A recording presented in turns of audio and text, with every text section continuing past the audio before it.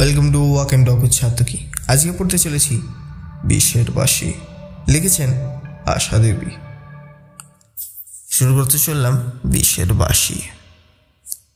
নির্জন পাহাড়ের একটা হোটেলে বসে আছে সুজন। তাকে দেখে মনে হচ্ছে এখনই একটা কিছু ঘটে গেছে যেন। সমস্ত মুখ তার শুকনো আর পাণ্ডুর হয়ে গেছে, চোখগুলি ঢুকে গেছে কোটরে, চোখে মুখে আতঙ্কের ছায়া। জিজ্ঞেস করলাম, কি হলো আপনার? রাতে কি ঘুমোননি? সুজন ঠিক তখনই উত্তর দিতে পারল না। খানিকটা চুপ করে থেকে বলল, হ্যাঁ, ঘুম তো চোখ থেকে অনেক দিন আগেই গেছে, আর প্রাণটাই যেত, হয়তো বা তাই রক্ষা পেল। কেন? আমি বিস্মিত হয়ে জিজ্ঞাসা করলাম। তবে শুনুন বলে সুজন একবার খোলা জানলা দিয়ে বাইরের দিকে তাকালো।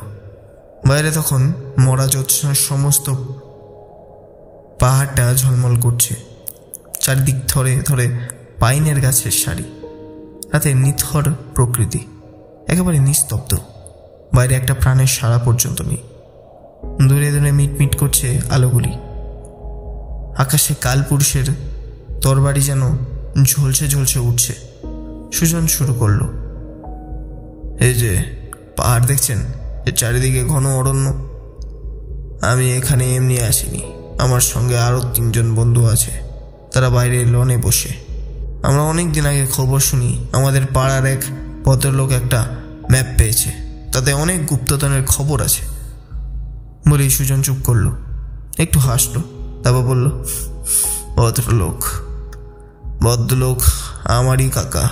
তিনি বিয়ে টিয়ে করেননি, এইসব অসভ্য জিনিস নিয়েই আছেন।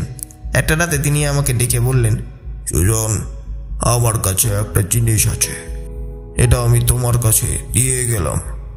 কাল আমার দেহে আর প্রাণ থাকবে না, কাজে আজই তোমাকে এটা দিয়ে যাচ্ছি। তোমার বিশ্বস্ত 2-1 বন্ধুকে নিয়ে আজ সকালেই সূর্য উঠবার আগে তুমি ওখানে চলে যাও, নইলে তুমিও বাঁচবে না। আমি তার কথা মতো আমার 3 জন বিশ্বস্ত বন্ধুকে নিয়ে বেরিয়ে পড়লাম। পথে পরের দিন খবরের কাগজে দেখলাম বিমান রায় নামে এক ভদ্রলোকের আশ্চর্যজনকভাবে মৃত্যুর সংবাদ। আমরা ম্যাপটা দেখে দেখে এই পাহাড়ি জায়গায় এসে পড়ি। তারপর একটা ছোট পাহাড়ের ওপরে নির্জন হোটেল বেছে নিয়ে বেরিয়ে পড়ি গুপ্তধনের সন্ধানে। বলে সুজন খানিকটা দম নিলেন। আমি অবাক হয়ে শুনতে লাগলাম। পরদিন ওই দূরে যে ভাঙা বৌদ্ধ মন্দিরটা দেখতে পাচ্ছেন, ওটার উদ্দেশ্যে রওনা হলাম। পাহাড়ের মজাই হচ্ছে পাহাড়কে সামনে থেকে যত কাছে আছে বলে মনে হবে, তাতে উঠতে গেলে দেখবে দূরত্ব অনেক বেশি বেড়ে গেছে। সুতরাং আমার 3 বন্ধু আর আমি সকালবেলাতেই কিছু শুকনো প্যাকেটের খাবার নিয়ে রওনা হয়ে পড়লাম। রওনা হয়ে বুঝলাম যা ভেবেছি তা নয়। পাহাড়টাকে যত কাছে মনে হচ্ছে, ওটা তত কাছে তো নয়ই, বরং দারুণ দূরে এবং পথ অত্যন্ত দুর্গম। কিন্তু আপনি হয়তো জানেন না, আমার জেদ ভয়ানক বেশি। যদি কিছু আমি করব ভাবি, তবে আমি করেই ছাড়ব। সুতরাং দূরত্ব দেখে ভয় পেলে চলবে না। আমরা এগিয়ে চলতে লাগলাম। আর সুজনের মুখে চোখে যেন এক ভয়ের ছায়া পড়ল। সে মাঝে মাঝে কেঁপে কেঁপে উঠতে লাগলো। পথটা সাংঘাতিক পেছল আর শেওলা ধরা। জায়গাটা দেখেই বোঝা যায় এ পথে এর আগে আর কেউ হাঁটেনি। আমরা মোচড় খেয়ে শীতের ঝোড়ো বাতাসে প্রায় জমে যেতে যেতে এগিয়ে চললাম। এটাই আশ্চর্য, আমরা যখন চলতে শুরু করলাম সঙ্গে সঙ্গে শিলাবৃষ্টি শুরু হলো। আমরা এক ভাঙা নির্জন কুটিরে আশ্রয় নিলাম এবং ঠিক করলাম আর যাব না, ফিরে যাই। এবং আশ্চর্য, সঙ্গে সঙ্গে ঝড় বৃষ্টি থেমে গেল।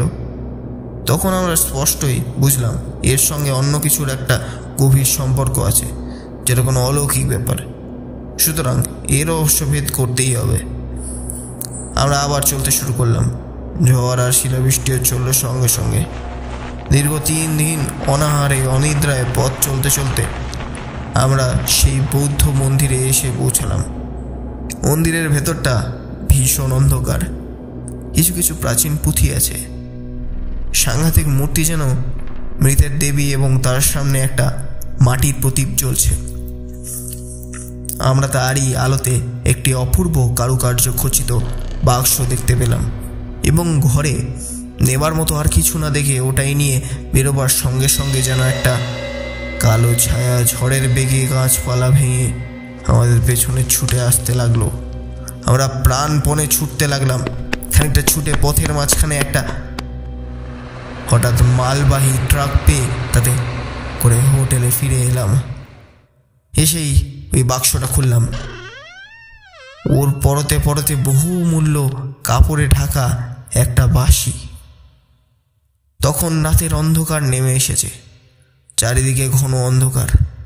আমি সেই বাঁশি তুলে নাড়াচাড়া করতে করতে মনে হলো একবার বাজিয়ে দেখি না।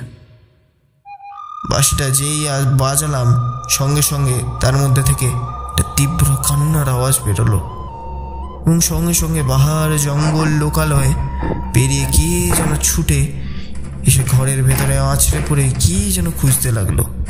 আমি ভয় পেয়ে বাঁশিটা আবার বাক্সে পুড়ে ফেললাম, কিন্তু যে এলো সে রয়ে গেল বাঁশিটার পাহারায়, এবং রাতে তেমনি করে পাগলের মতো বাঁশিটা খুঁজে ফিরতে লাগলো।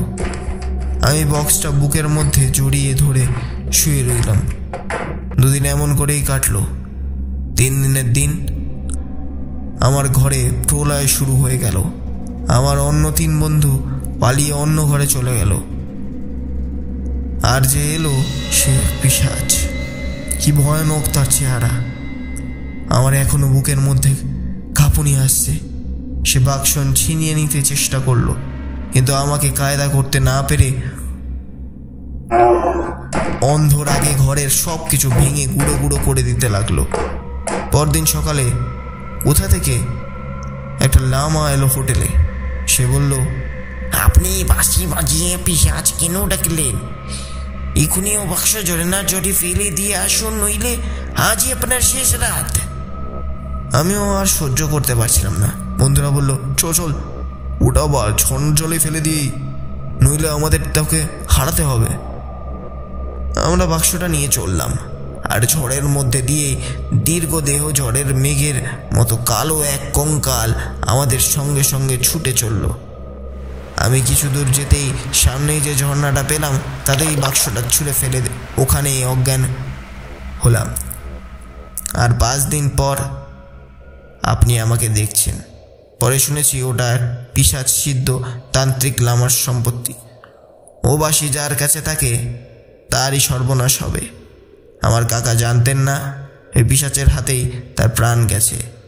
এবার আমি এটা নিশ্চিন্ত ভাবেই বুঝেছি আমারও প্রাণ যেত। আপনি জানেন না, কিরণবাবু ও বাঁশির মধ্যে যেন জাদু আছে।